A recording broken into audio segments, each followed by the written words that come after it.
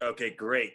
Thank you everyone remotely and virtually for joining us today for our inaugural programming for the Black Jewish Alliance. And across the board, this is a really exceptional panel, not only for everyone focused on and interested in both civil and human rights, but also anyone who has wanted to meet three of the most accomplished men I know, both friends and colleagues. The three gentlemen who are joining us for this panel are exceptional leaders in their fields, are literally world champions, Knights of the Round Table, and Emmy Award winners. I mean, we have the greatest collection ever. I feel like Sir Lancelot with this crew.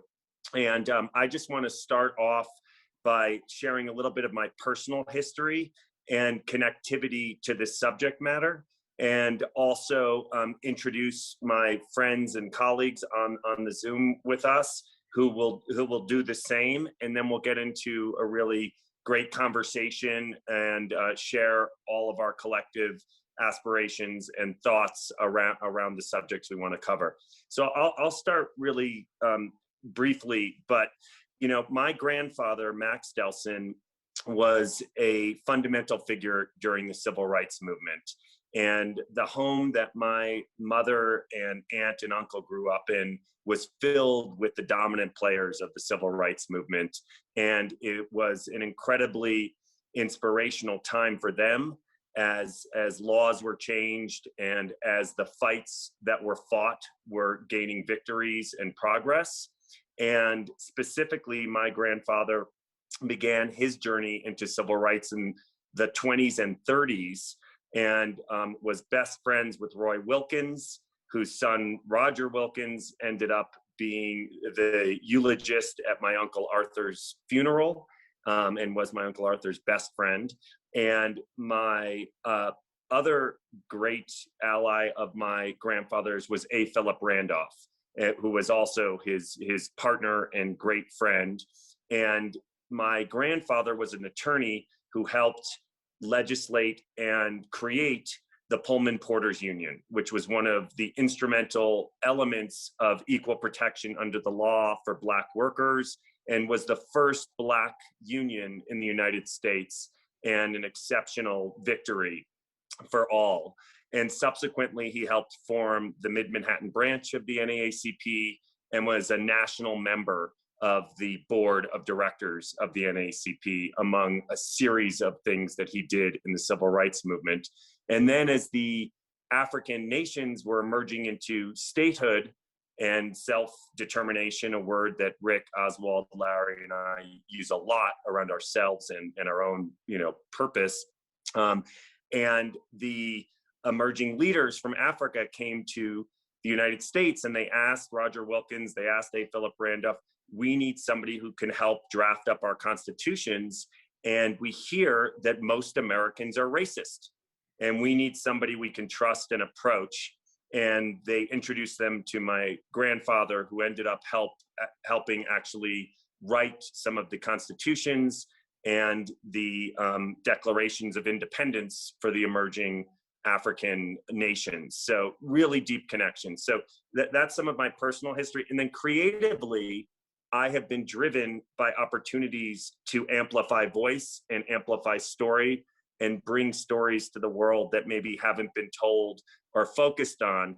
And part of my relationship with these three men is through that, and I've had the honor and privilege to be involved in helping tell Oswald's story through docuseries and documentary. I've had the privilege of being a partner of Larry's as both a head writer and actor on The Office, and I'm continually pursuing him for deeper collaboration. And then with Rick Fox, who not only is a obvious world champion, and everyone in LA, hold the applause, but additionally is an entrepreneur in both the media and the gaming space. And we partnered up to produce a big television show around gaming for the CW a number of years ago. So I'm going to pull back, and it's really important for you quickly to know that we have a Englishman and 2 Americans here, but Rick comes from the Bahamas and moved to America, you know, as a teenager or maybe even a little younger Rick. And I'm gonna have all 3 share their stories, and then we can talk about what connects us. So I'll start based on my screen with Rick, who's up on my right here. If you can just share kind of your story and connectivity. Sure. Thank you, Ben, and good morning, everyone. I'm honored to be a part of the hour here in celebration of not only the history of ourselves individually and our collaborations over the years creatively, but also to open up a discussion, as Ben said, about where we can go together. My personal journey takes me back as a young man at the age of 15 in the Bahamas, where I come from a multiverse ethnically, a multi-racial background of parents who provided me the opportunity to leave the islands of the Bahamas to come to the cornfields of Indiana, as I like to say, in the Midwest, to pursue a scholarship in college. And basketball was my route to do that. And if it wasn't for a gentleman, Howard Garfinkel, at the 5-star basketball camps in Pennsylvania, who discovered me as a young man some 6 months in this country and put me on the all-star team, where Dean Smith, sitting courtside, saw the talents in me physically. I probably wouldn't have gotten a scholarship to North Carolina so quickly, but that led me to that education I got at North Carolina for 4 years in the South. So I experienced what a lot of people today are experiencing when it comes to living as a Black man in the South. Now, I would say that that was new to me. I didn't have the history growing up in this country that so many young Black men and women get. I grew up with a pirate history in the Bahamas, so I didn't know about civil rights. I didn't know about the struggles. I learned that as I grew up through college and under Dean Smith. And then a gentleman, Red Auerbach, later on drafted me to the Boston Celtics, where I went to play the first 6 years of my NBA career in Boston, in a city that is challenged culturally in a lot of ways, segregated at the time still. And I had to find my way through the system there as a young man in the country. And then eventually ended up here in LA with the Lakers. So this is a passionate topic of mine because so much of my youth really was driven with the images I saw from my dad and other strong Black men in the Bahamas fighting for independence back in the early 70s. So when I came to the United States, my image of what was possible was a vast vision because of what I saw growing up. I saw Black men running a country. I saw images of Black men in power. And so to me, the possibility of finding my way in a new country and stretching out and creating collaborations and having my visions and dreams become reality, I think kept me open in a very vast way, kept me open to collaborating with so many men and women of color and ethnicities, but particularly in this case, as we celebrate here, the Jewish and Black collaborations in our lives. I can point, as I went through the last week, so many of my relationships, whether they be mentors and coaches and business partners and agents and managers from media, sports, entertainment, and gaming, have all been through this, the positivity of these relationships. So I'm really honored again to be here, and I thank you for including me, man. It's beautiful, Rick, and we appreciate it, and we gotta make sure we're reactivating it in every way. So, Ozwald, why don't you talk about your background? And of course, for those of you who aren't as familiar with Ozwald, you can tell by his look, as opposed to Rick in the gym, me in the basement, and Larry in the living room, that this man is an OBE, that's the Order of the British Empire, knighted. I like to call him the greatest designer in the world, but as a friend, I can also say he is a great tailor. But the leader of his own brand, Ozwald Boateng, I'd love for you to share a bit of your story and path, because you're really taking on an incredible leadership role in Europe and the world with your connections to Ghana and your ambition for Black life and human life. Yeah. Well, I mean, so interesting. So my story is obviously very different for Rick's, my parents are, were born in Ghana, West Africa, and they sort of came to Britain in the sort of early 60s. And so I was born in London. And during that period, the 60s and 70s in London, it was pretty difficult to be Black. So there was a lot of experiences of, racism, and it was a tough environment.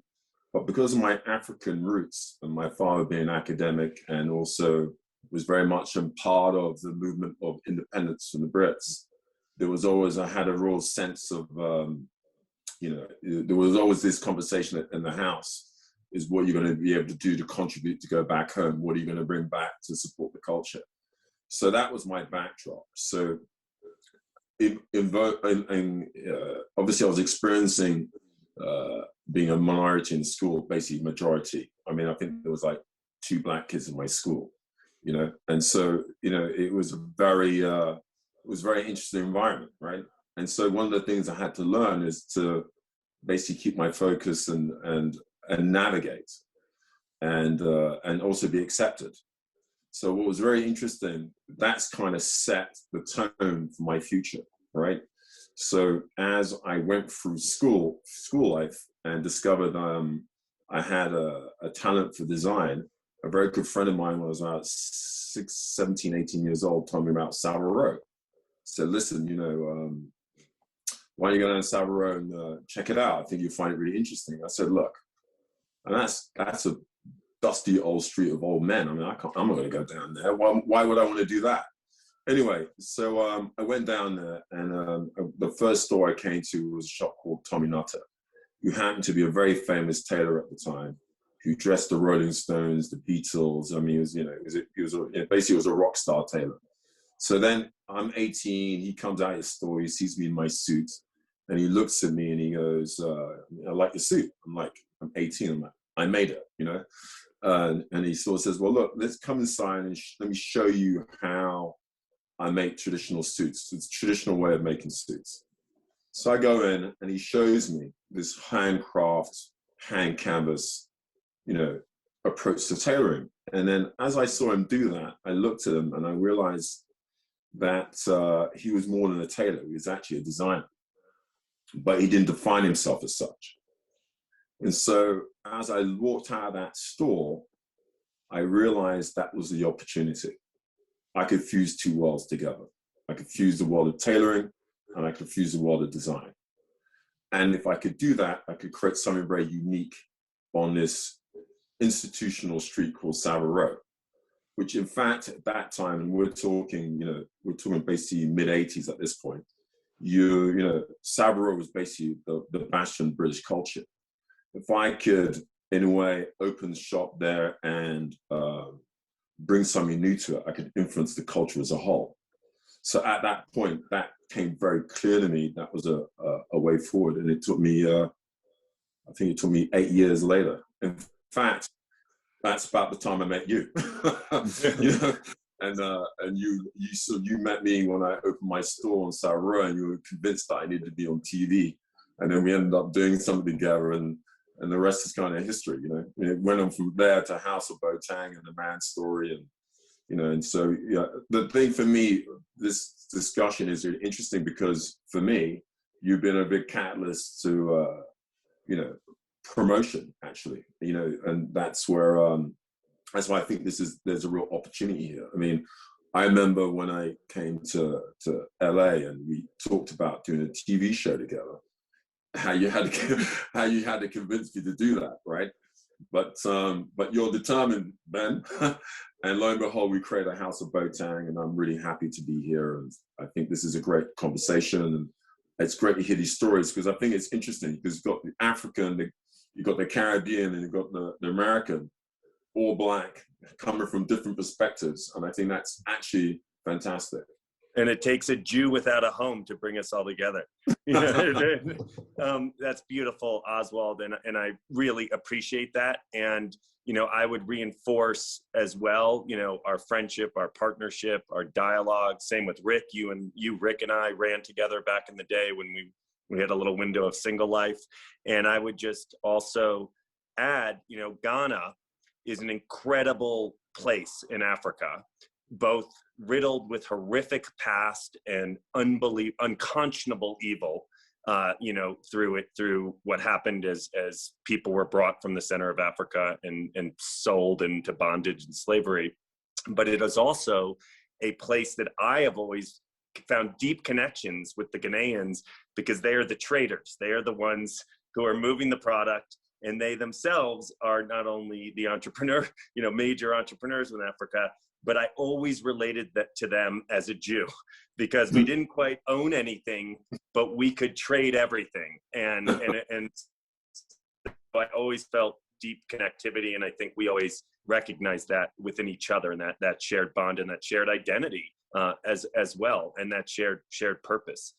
Larry, I'm going to hand it over to you. Larry, in addition, he can frame himself, but, in addition to obviously being one of the great American writers, and also somebody who's been in front of, behind the camera, he's taken on real mentorship and leadership roles within the creative community, and has really brought a lot of people up with him, and he's not afraid of some of them even pass him, as he hands off to generations and to others. He was also a board member of the WGA, and he's really played an influential role outsized to even his creativity. And for me, in a moment before culture was cancelable, was involved in probably the funniest episode in the history of television, as he was the lead character in our Diversity Day episode, which if we tried to make today, Larry, we'd probably both not even be allowed on this panel, but at the time was the funniest, dangerous, most stimulating piece of television I'd ever been involved with. But I'll hand it over to you, Larry, and thank you for participating. Thanks, Ben. I appreciate it. Thanks for having me. I'm honored to be here with these distinguished gentlemen, and you too, Ben. I appreciate that. And I appreciate you joining us from your witness protection program also, Ben. That was very nice of you. In the basement with the beard.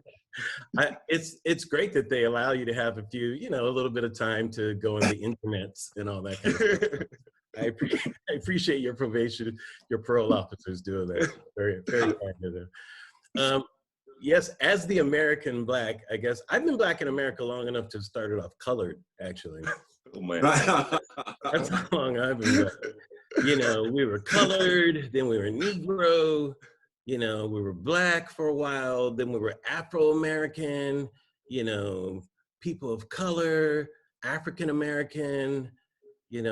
Americans of African descent. People used to have that that's what people used to say for a while. It's like, I think we were Black again for a while, African American. Now I think we're back to being Black, which, for me, it's like a relief. But the identity issue of the Black and Jewish community have so many parallels, and I think that's why some of the most influential people in my life and closest people have been Jewish, probably just by accident. But when I looked back, I realized there's such a Venn diagram where we overlap in so many different ways. I grew up in California, but my parents are from Chicago. As Martin Luther King pointed out, was arguably more racist than Birmingham, Alabama. And I was keenly aware of racial issues growing up, through my parents and watching it on TV and that kind of stuff. Like I said, during the Black Power movement, I was drawn to showbiz at an early age. And in high school, a friend of mine, my best friend in high school, he was a Jewish kid. I was Black, he was Jewish. We were both at a Catholic school, even though I was Catholic. But we really bonded, in a certain way. And we used to make Black Jewish jokes constantly, like all the time, like got them all out of our system, just going back at each other. It was so cathartic because it was almost us against all the white guys that were at the school. It was an all-boys school. There was like a bonding there that I got to have at an early age. And what was nice about it, it was allyship through just being thrown together. It wasn't political, it wasn't that, it was just natural, And for me, here's what's interesting.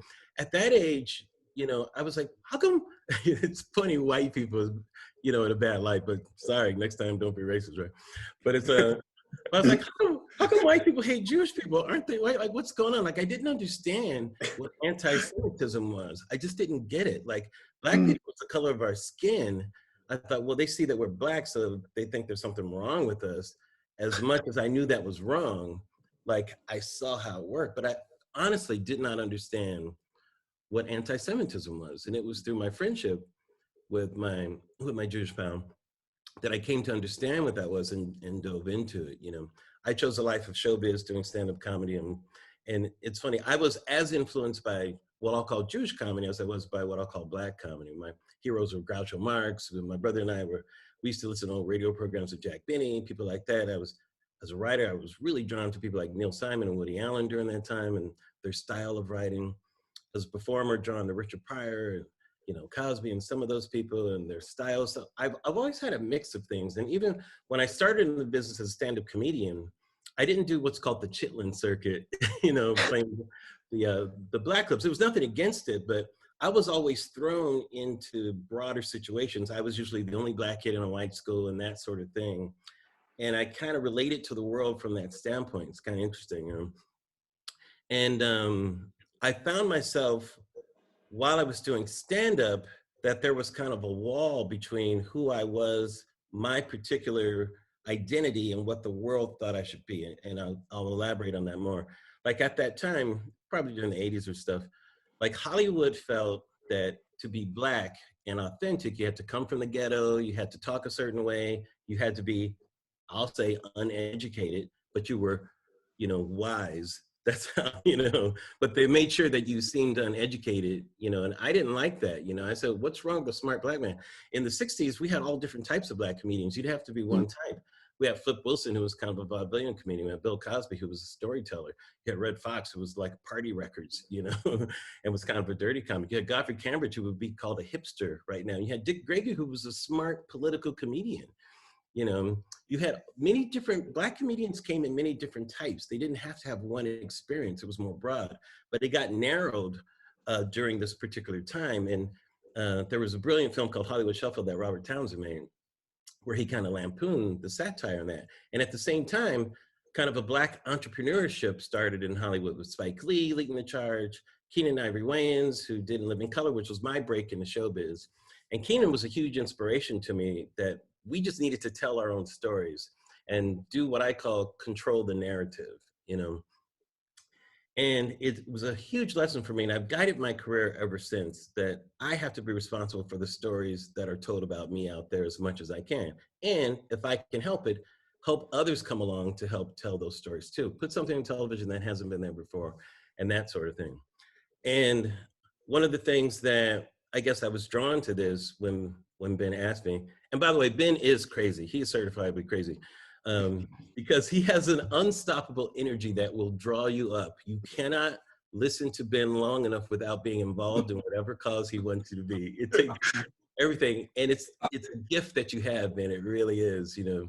But having said that, there was something more when you asked about this. I understand how powerful allyship can be in this world, and it makes me kind of sad that there may be a rift in a Black-Jewish allyship that was always very important during the Civil Rights Movement. There were many Jews who were involved in the creation of the NAACP, not just, you know, worked in it, but involved in the creation of it. You know, of course, during the height of the Civil Rights Movement, I just did a special on Netflix called Amend. It was a docuseries on the 14th Amendment, you know, where we talked about all the contributions of many people. And so I'm excited to see what this organization brings. I really feel that we're at a new starting point. I just want to thank you, Ben, for, you know, welcoming me in and, you know, allowing me to maybe have, even if it's a silly voice, to add something to it, so. No, I can't appreciate it enough, Larry, and that's a great way to kick off our kind of more in-depth element of this conversation. You know, and one thing that clearly unites all four of us and why we're doing it through this kind of filter initially, but it's something that we want to be hyper inclusive of, you know, all fields, all participations, but Jews as immigrants and outsiders and Blacks as immigrants or you know, racial victim or racially, you know, disallowed from participation in so many fields within business life in England, in America, in France, all across the world. Jews and Blacks were shut out of most mainstream professions. And in that period, one place that we both went were the arts and sports. And I know we keep trying to tell Rick that Jews were really good in the 50s. I just want you to know, They we were were. boxers, They we still were are. basketball players, we brought our A game. But like your experience, it was a way out. You know, it was a way out, and it was a path to affirmation and success and opportunity, as clearly was vaudeville and Hollywood and the subsequent expression of the arts in all means. And so having the three of you, you know, if you can just share a drop of, you know, Ozwald, it's not a lot of 16, 17-year-olds who are going to roll up into Savile Row and end up being invited into a shop and getting a little bit of lesson, and then 8 years later manifesting their own destiny.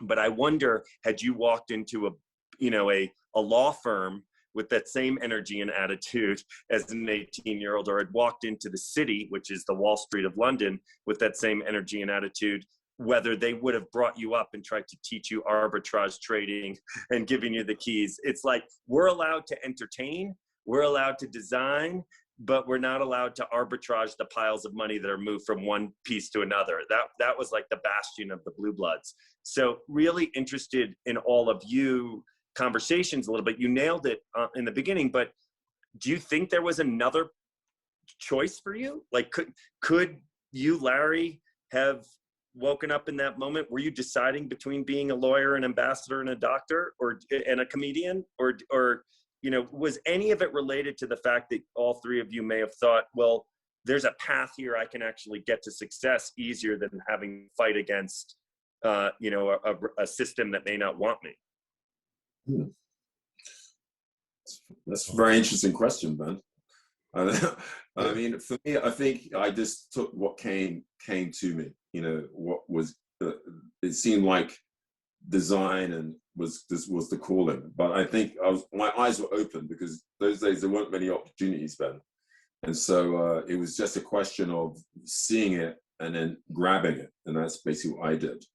So that, if it was me going to the city, because I remember Wall Street came out, and I remember where I'm thinking, yeah, that looks interesting, but still saying that, you know, Gordon Boateng. Gordon Genko, right? So, like, you know, if the opportunity had shown itself, I would have taken it. But there was something particularly about, you know, design and that attracted me, and I seem to have a natural flair for that. And also the opportunities, I was attracting the opportunities. I think the thing is that my eyes were open to it. Well, Yeah. you know, it's interesting I'm going to hand it back off to you, Larry. It's interesting as you say that, because I pulled back on kind of what I was thinking. There's also something to not deny about being good at it, right? You know, so at the same time that maybe those were the only paths or the only opportunities for, you know, success or wealth creation or even career, you know, for Jews, you know, 50 years ago, for Blacks over the past 100 years, whether we can look at the fact, and are you even allowed to say it, there's also unbelievable talent, you know, shared in these groups. And I also think the pain of Holocausts and slavery and all the evil perpetuated against both groups does foster a lot of comedy and a lot of singing and a lot of, you know, other places to direct your pain. So that's something else that may play into it. But go ahead, Larry. Sorry. Oh, I was going to say, yeah, I never approached the world like those things were unattainable or whatever. Like I said, I have been fortunate to know the rich history of Blacks in America. We've been lawyers and doctors and, you know, these things for years and years. Maybe we didn't get credit for it. I mean, the face of the civil rights movement was Martin Luther King, but some of the grunt work was by Thurgood Marshall, you know, Yeah. one of the most important lawyers during the civil rights movement, who became Supreme Court justice in the 60s, you know. My great-grandmother got her master's degree from University of Chicago in the 20s, you know. I mean, that's a Black woman. Who does that? You know, it's crazy, you know. Like I've always, the thing is, the adage that I've always heard is that you always had to work twice as hard to get half as much, you know. And so you knew you had to work hard to get it, but it's not like things were unattainable. It's like sometimes the paths weren't as open. Like, could you get into Harvard? Well, it's a long shot, but you don't have to just go to Harvard to be top person in a certain field, or, you know, sometimes different doors open up. But I've never thought there was a barrier to something that I wanted to do. For me, the barriers are, you're allowed to do what you want to do. You know? Like, do you have the permission to be a designer in a society? You know what I mean? Because sometimes there's family pressure and that type of thing. You know, I had a lot of pressure to go to a good school. I was always a good student and to do well, but I knew my path was something else. And I had things in my life that took me to the path of what I knew that I really had to do for my expression, you know. But I think about it as you were talking about something there, and I'm going to give it off to Rick, but is that one thing is that networked effect, right? And, you know, and that networked effect, and you've talked about it with us before, Larry, is one that is just advantaged by institutional, familial, dynastic success. It is one where learning at a kitchen table because your dad does the job that you want to do and his dad did, or arriving at the prep school where you, for the next 50 years, are going to co-work, co-mingle, and co-create wealth opportunities or career opportunities together because you were all in that prep school. I think, Ozwald, you said you were one of the 2 Blacks in that school, or, you know, you were in places that you may not have arrived in, but that is a clear part of this that needs to be broken. And I believe that Jews can help reignite that connectivity. And then I'm watching as so many Black entrepreneurs of today are starting to kind of really build off their platforms, whether it's Tyler Perry, I'm going to build the studio, I'm not just going to produce the show, or whatever. But I talked with the 3 of you as well, but Jay-Z builds Tidal, right? And he still needs to sell it to Jack Dorsey, you know, so there's still challenges to that. And I really think together, there's a lot we can do to unlock that, and to kind of build that. But I do in my core believe the arts, sports, design, music, there's more of us in those fields than there are of them. So there must be something of it that led us all to it, brought us all to it, or we ended up doing it, you know, and maybe those kids just listened to their parents and all became lawyers, doctors, and didn't go into the arts. But, you know, Rick, what do you feel about all that? I don't know. My dad wanted me to be a lawyer. So much of his dreams and aspirations for me. You screwed up, Rick. I know a lot of lawyers. I know a lot of no, for me, the really, I'd be remiss if I didn't give the credit to the barrier breakers that came really before even me. And as a young man in the Bahamas, I had the fortune of my dad introducing me to the likes of Michael Thompson, who eventually went on to be the first pick of the Portland Trailblazers back in 1976, I think it is. And he had a long-standing NBA career, but he went to high school in Miami and then college in Minnesota and then on to the pros. And so that blueprint for me gave me a sense of those things were possible. Knew they wouldn't be easy. And then you have Sidney Poitier. Sidney Poitier broke barriers in Hollywood. And so those are my two idols in my life that as a young man, I saw the possibilities of coming to America and having that and chasing those dreams. And so as I think of the American dream, or I think of myself as a guest in America for all these years, so much of it has come from the blessing of being a part of teams which have group dynamics, which allow me to lean on others and to attain access, but also to learn, to sit at the foot of great men that have mentored me, great teammates that have shown me the way in so many other areas and facets. But for me, it hasn't been easy. I was similar to what Boateng was saying. I was in a school. I was the only Black kid in the Midwest. Talk about culture shock. Talk about trying to figure out, you know, are those jokes with me or at me? You know, am I being laughed at or laughed with? And I saw it at a young age, at 15 years old.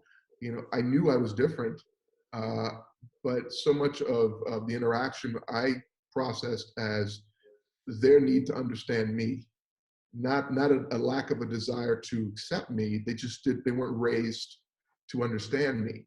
And I chose to keep an open heart in all those situations. And what I found is that in a lot of cases it led me away from people, but in a lot of cases I found a lot of very valuable relationships that grew me into the man I am today. And they were of all races and all ethnicities. But you're right about the access, Ben. I mean, when the access is given, the next layer of that then becomes the blueprints. How do you grow from getting a foot in the door to have an opportunity to make a living? But how do you go then from that to becoming an entrepreneur and creating opportunities for others? How do you rise to a level of not just an employee, but an owner? And you brought up Jay-Z, you brought up some of the other Black men in the community that have strived to be examples and images. And you talk about telling the stories. Hollywood has the ability to tell these stories of Black and Jewish collaborations, or just of the Jewish climb and the Black climb and individual stories. And the more we tell those, as you said, Larry, man, you're taking that on your shoulders as well. The more you live it, Ozwald, like that's examples for the next generation to see that it's possible. I have a specific for you, Rick, not to put you on a spot, but like, as I listen to you, as I know you, have you wanted to coach? Have you wanted to own a team? Are those things that, like, as you go through your process, I know you own teams in the gaming leagues, but have you wanted, do you have a desire to do? Yeah, ownership and entrepreneurship is at the root of and the core essence of my being. The producer, my son, my dad raised me. I grew up in his own business. He put the first ice factory in the Bahamas. By the way, let's talk about a smart man. Ice factory in the Bahamas? Yeah, so I grew $1 billion. I grew up with an example of entrepreneurship, and so the idea of owning your own business in sports, for example, was why I headed into the gaming and esports space. It provided me an opportunity to be an owner and to build in a reversed trajectory. I figured if I can prove ownership in gaming, then eventually someday I can prove ownership in a larger professional sporting entity. And that is one part of Jewish life that we have been very successful at. We push that same ambition from grandfather to father to son to do better than the generation before, and to go after and move on up. That is a part of kind of Jewish ambition and Jewish life and Jewish propulsion. But like Blacks, Jews were never allowed to own anything. That's why they were forced into the middleman role. So it wasn't until they arrived in America and discovered this country that had some protections under the law in the right cities, New York, in the right places, they were able to eventually own things. And the moment we got our hands on some ownership, we realized, oh, that's a lot better than the other path. So I want to go figure out a way to do that. You had that benefit in your relationship to your father. You had that benefit in your relationship to your father, Ozwald, in the dynamic gifts he gave you and the profound sense of manhood that you carry with you.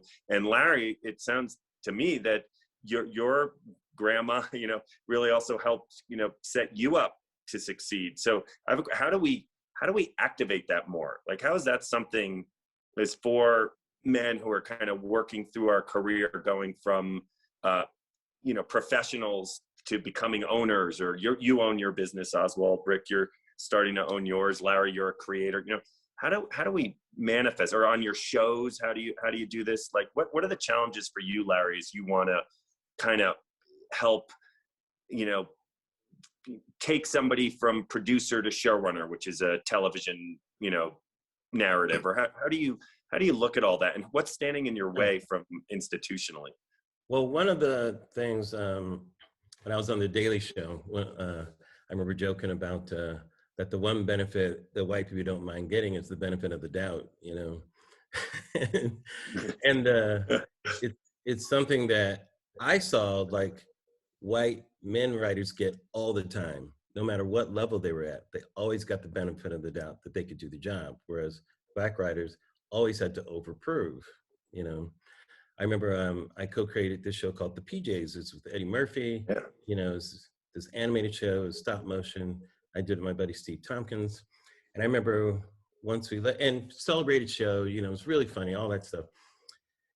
When you do something like that, all the doors should open to you for deals and all that kind of stuff too. And I remember after that, my buddy Steve, you know, we weren't really a team. We went different ways. He got, you know, this great overall deal from the studio and everything. And every place I went, it was like, oh, we love Larry, he's great, but we'd like to see him do something on his own, you know? Oh God. Like that was the thing that always came back. And yet I was the one that actually invited Steve in, you know, and we were both equal creative forces. And, you know, to see that type of thing, I'm like, this is fucked up, you know?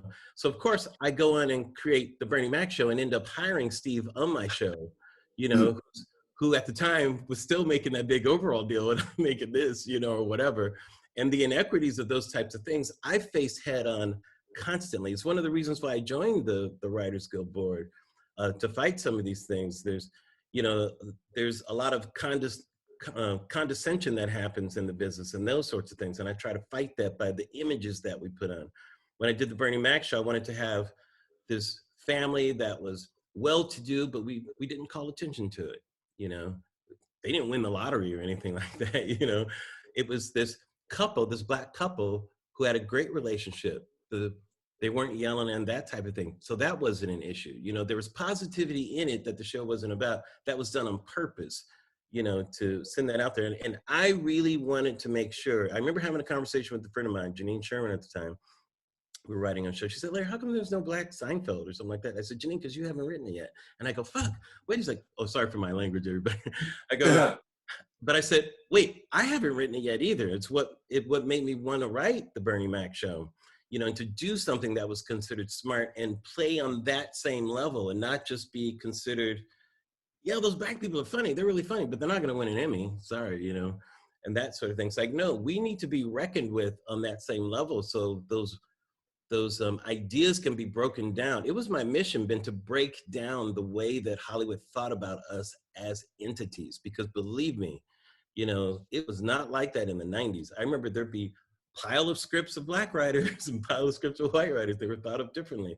Even the way people think that they want to help the Black writer has that in it. Like there were all these things that I remember the Guild wanted to do, and certain things about, we should have a diversity program, you know, where we bring people in, you know, put them on a show, you know, as a staff writer and all that. I said, let me tell you something. There's co-executive producer Black writers right now who need to be showrunners. It's not just people starting out, because what you do, the starting out person is in a very vulnerable position. They're the least experienced. They have the smallest voice. You know, they're the most vulnerable in that room. And if they fail, it's a comment on all of us. But there are people who are qualified that you need to reckon with and acknowledge that they're qualified and move those people up.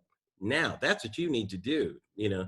And I felt part of what I did was always try to do that too, you know. Creating Insecure with Issa Rae, I recognized how smart she was and everything. I didn't care that she hadn't done television before. She was ready to run a show, Ben. She was ready, you know. So that I'm in this right now. The benefit of the doubt has never been extended. And part of my goal is to extend that benefit of the doubt, you know. And to do it in those ways. When I did the nightly show, Robin Thede was my head writer. This is a Black woman head writer on a late night show that had never been done before. And people say, so did you take scripts and do like a blind thing? And I said, no, niggas, I hired a Black woman on purpose because people don't do that.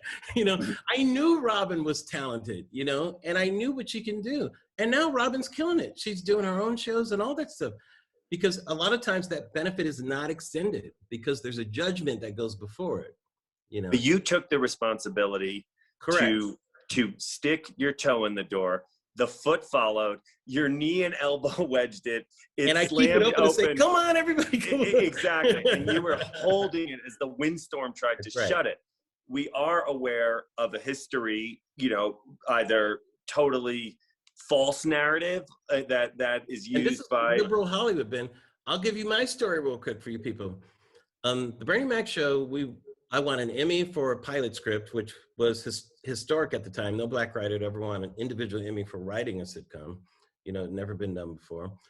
We won Critics Award for Best Show, and that summer before, Best New Show, Golden Globe nominated, Humanitas, we won a Peabody.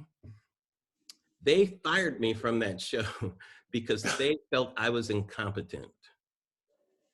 Wow. After all of that. Can we name them? Not well, one of them's out of the business right now. They hired a white showrunner who had never run a show before, knew nothing about this Black experience or anything like that, almost ruined the show in his first year there. And when they let him lead the show, they gave him a big overall deal that he could land in. That's how Hollywood would But choose. as dumb as they are, you're the guy who quit working on The Office. I just have to say that. No, it's not true. It's not true. I adore Greg. By the way, you give too much credit to me. Greg Daniels is brilliant, you know. No. You assembled a fantastic team at that place. Michael Schur went on to do it. I mean, it was an all-star team. You guys didn't need me there. Are you kidding me? But you know what? I want to stay on it 1 second, and then I want to bring back our whole crew here. There was a lot of things you hit on. So there is a sense around Jews that we take care of ourselves, right? You know, like we look after each other. We're constantly, there's the, you know, whether it's true, ignorance, anti-Semitism, a fantasy, whatever it is, there's this kind of superficial thing about this group of people who kind of looks after each other, you know, and you know, and kind of does a wall around itself or does it in an inclusive way. And there's kind of not that same, you know, reputational thing in Black life. You know, it doesn't seem to come across, you know, even the most, you know, active civil rights players I know bring that up sometimes. What do you, is that unfair? Is it something that can be fixed? Is it something that we can be looking to work on together? You know, what do you feel about that, Ozwald? I know in your own business, because I've seen it in the way that Larry's done it in his own shows, your world is, your lawyer is Black, your chief executive, everyone but the Italian guy who goes to Italy and buys fabrics for you seems to be, you know, share culture with you. What do you feel about it? I mean, yeah. I mean, I think it's different from my African British experience to the African American experience, because I remember going to the States in the 90s and thinking, you know, when I first met Spike Lee and, you know, did close for his second movie, I was amazed how, you know, he had a whole crew of friends who were successful and happened to be Black, you know. Whereas in Britain, that was not the case. You know, there'll be one Black guy or one Black woman allowed in the room. And if there was two of you, you weren't allowed to talk to each other. So, you know, so for me, I was like, my mouth was open. I was like, wow, successful Black people. I mean, I can even go further. I remember I dressed Will Smith for the Oscars when he got nominated for Ali. And I was hanging out with him. And he says, listen, man, I've got this, this is like, I think the night before the Oscars. And he says, we're going to go to this event. I said, you know, anyway, comedies. And he said it was called the Black Oscars. I said, what? Yeah. The Black, what are you talking about? So now I arrive in this room and it's quite literally everybody. It was Sam Jackson, it was Denzel, it was packed with Black superstars. And I'd never seen any of that in my life. So my perspective, being a British African, is different, right? I'm going, actually, you guys are doing a good job. We're doing catch up over here. Now, that being said, since last year, the climate has changed with Black Lives Matter. And I would say now that we're all thinking, right, it's time to work together. So I think the world has changed from probably when you started this, Ben, but I can say to you that, you know, from my perspective, I thought African Americans were doing a darn sight better job than we were doing over here. Well, and I before I give it off to Rick on that, I think I want to just tell a story that my mom told me, because I was preparing for the panel and talking to her, and I'm like, did you really, was Malcolm X really in the house for dinner all the time? Were you really pals with these people? And she goes, yeah, we didn't know any different. You know, like that was our life. Those were Grandpa's friends. But she said, but I do have to tell you a story that broke Grandpa's heart. And there was only 2 times I ever saw your grandfather, because he was a very closed man about his feelings and emotions, where he was sad. And he had gone to Denver for one of the national board meetings of the NAACP. and he'd been involved with the organization for, his entire adult life and the organization's life, from its founding. And they started to do breakout groups where they, and he was still on the board, where they didn't want whites to participate in the breakout groups. And it broke his heart because he felt he had been a partner, an ally, involved, equally invested, shared dreams. And I worry a little bit about that story infecting today's Black-Jewish partnership. And it's something I respect because I know it's your thing. I don't look like you. I don't have the challenges you have. My challenges are different. And to me, frankly, not as in my face, because my face doesn't look like your face. But what do we think about that? Rick, what's your reaction to that? And it was the first time I heard that story, and it pained me because it's something I have felt in Black life. I have been invited in by my Latin brothers and sisters to help tell their stories. I was able to do Ugly Betty. I was able to do Jane the Virgin. I was able to do Hands of Stone about Roberto Duran with Latin producers, writers, directors, and collaborators. And I've pursued so many stories in Black life to tell, including having acquired the book Our Kind of People about upper class Black life in America. And I've had a lot of challenges from both sides.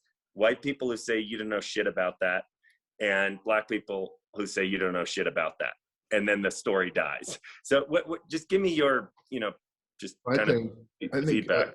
Listening to you, the thing that comes to mind is just the courage to go in search of, an understanding, the courage to go in and want to get to know, to be open enough to have a willingness to share a story with the world, right? And to tell it or to give someone the opportunity to tell their story. And it really, I think, continues to grow and expands all of us in general, right? I mean, I think of the gaming experience that I dove into as kind of a champion for a generation of kids. And I think about Bobby Fischer, who plays chess, right? We know the story of Bobby Fischer, but we don't really know the story of the gaming industry and the young kids and women who aspire to be, coders or writers or the likes in that industry. And it's because the stories haven't been told. So, when I think of what does our future look like, I hope we tell more and more stories of Black and Jewish collaboration, of Black men and women who and I tell you right now, it's happening. The story that Ozwald just told about the Black Oscars, my fear is that as we shelter in place through the last year, that we haven't grown to a comfort level of safety, not only for our health, but for our communities, to where we continue to shelter and safe only with ourselves, that we lose that outreaching approach that we all need now to not only pull ourselves back out into society, but to pull each other up. And we go further together. I'm sorry, like my whole life, I've gone further in group settings, but with collaboration, and there's no greater feeling, whether it's at a championship level, winning basketball games, or on a set where I'm open and I'm collaborating with creative folks from all ethnic backgrounds. And I just don't want us to lose that because it is happening. I just see it from my vantage point. I'm seeing it only in our communities now in the last few years. We've been through a difficult 4 years here. And we're starting to come out of it, I hope. But it's going to require us to bring love to the table and to be open again. And I think that's a beautiful segue, because I know we're getting lower on time here, but that's a really important segue. Why now?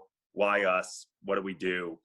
Part of what I felt over the past 4 years was, for the first time in my life, oh my gosh, I don't even know where to participate. They've shut the doors. They've closed the State Department. They've shut down the Office of Equal Housing. Wait, I knew where to go. I'll go fix this in that department over there. Oh no, they shut the department down. Suddenly we were left with no other choice than to literally burn the shit down, right? And I get what happened that triggered not only the COVID pandemic, but what needed to happen for Black Lives Matter to let a little of the air out of all that pressure and heat and intensity and despair. Now we have this moment. There's a Black woman who is the vice president. There is a Jewish man who is her husband sleeping in the White House or wherever the vice president gets to sleep. We never had that, right? You know, neither of us had that. It's the first for both groups. And now we're kind of a little bit like, oh, the doors are back open. Let's go do this the right way. Let's go change this system within it and without it. And I think we have that opportunity. And one thing the four of us have always been, but now get to do, is activated. We're activated. We're activated, and we have places to go and energy to create an outcome to make happen. And I promise this group and everyone watching and beyond, you know, this is a life journey. Ozwald and I have traveled the world together in the greatest joy, the greatest sadness. We are there for each other in every moment at all times, and we check each other when we need to. But when we're running around like Larry and his Jewish buddy in high school felt, and we see the world kind of looking at us differently, we go AJDL, African Jewish Defense League. We scream it, we dance it, we shake our hands at each other, we grab and kiss, because we know we have each other. You know, we know we have each other at our core, and it's in our DNA to have each other. And I really believe that. And I ask all of you to just give a little close, but I'm so proud that you're my friends, so excited that you're willing to participate in things that said to my mom also, I go, Mom, this is dangerous. I'm not even allowed to talk about things that I used to want to talk about. You know, I don't know the language, you know, am I going to choose the right choices? Is there one moment in this that is going to be taken out of context that, you know, I'm going to get in trouble for in this new moment of, you know, orthodoxy about ideas and output? And she said to me, leaders lead, go down and do your thing. Leaders lead. We're leaders. We have to lead, and we have to bring all of the people we can with us. But ignorance is the death of our opportunity. And education and conversation and shared perspective, and, you know, to walk a mile in another man's shoes is to truly understand him. And I've had the privilege of doing that with you in work settings and fun settings and in multiple outlets. And that's what we have to do. And I implore everyone who's participating at home watching this to do that. Anyone who watches this in the future to do that, and know that Ozwald Boateng is here and leading, that Rick Fox is here and leading, that Larry Wilmore is here and leading. And we can do a lot together. And I loved what you said, Rick. But Larry, you want to add anything before we conclude? Sure. A lot of the things you said really hit home, and, you know, it touches me in a certain way too. And, you know, I've been lucky enough that, you know, maybe it's because I'm a writer, I kind of read into things people are saying, maybe a little bit more too. And one of the frustrations that I'm sensing from you, Ben, I just want to address that, because I think it's the frustration of not knowing how to help, right? Yeah. But I think the nature of that may have changed, and I think it's understanding that there may be a change in the relationship. So for me, it's like, it may not be so much that to look for a way of how you can open the door to help your friend come through, as opposed to how do you create opportunities for you and friend to go through a door together? Yeah. You know? So a lot of what we're doing now isn't so much fighting injustice anymore, so much as building bridges, you know? So it's like, how do we build things together? It's like, I don't need just my big brother so much to go fight something for me. I'm doing my own thing over here, you know? Let's do something together, but let's do this equally and not from a position of, you know, you helping me and I'm accepting that help and I thank you for this and making sure that we're grateful in this relationship of giver and receiver. I think there's an imbalance in that right now. And that's not where we are in the culture right now. Where we are in the culture is like what I was making a distinction before, I don't want to go on too long, but we were united over racial justice before. But in the area of racial grievance, you know, people need room to grieve sometimes, you know, and to express that in different ways. And that's what's happening a lot in the culture. And so one thing that can excite me about this is in the area of collaboration not so much in the area of door opening, if that makes sense. Complete sense, and truly, my I'm going to keep it reality. 100% real. But and we'll keep it real. But my reality, in truth, is I need you. Okay, I need you. We need each other. No, Ben, that's not true. We need. Well, we need each other. We've always needed each other. But I am trying desperately to reactivate that partnership because it worked and it accomplished a lot. And it shouldn't get metastasized by the extreme right or the extreme left, just as all of life has seemed to have been metastasized by those two factors, pulling and prying, because at the core, we're all in this whole thing together. And I love what you said, Larry. It's really, really beautiful and true. Ricky, what do you want to bring us? I thought that was powerful by you, Larry, and I don't want to step on it with too much words, but greatest team player in history. I just want you to know, greatest team player in history. Yeah, the collaboration. 3 rings. 3 rings. Collaboration is real, man. It's just real. Collaboration is real. We go further together, and the doors have been open in the past, but now the focus needs to be not only listening to the voices that are stronger today, especially over the last year. I mean, the mic is in the hands of a lot of powerful voices, and they're demanding not only the safety that we all want out here in the world, because it hasn't felt safe for the last few years, which is kind of like going backwards. But now it's about this class warfare that needs to go away, but also just ownership and creating wealth for the generations that come behind us, and that's where I see the focus is right now for a lot of the voices I'm listening to, and that's important that we hear it. The grace which with it may be being projected right now is hard to digest at times for people, but it's not, doesn't mean the message is wrong, doesn't mean the desire to own is wrong, and this it's forceful now. So let's be patient with each other and accept that ownership is something we all should aspire to have and should somehow hopefully someday get to. Love that. And then Ozwald, before we wrap up, love you to kind of add to it.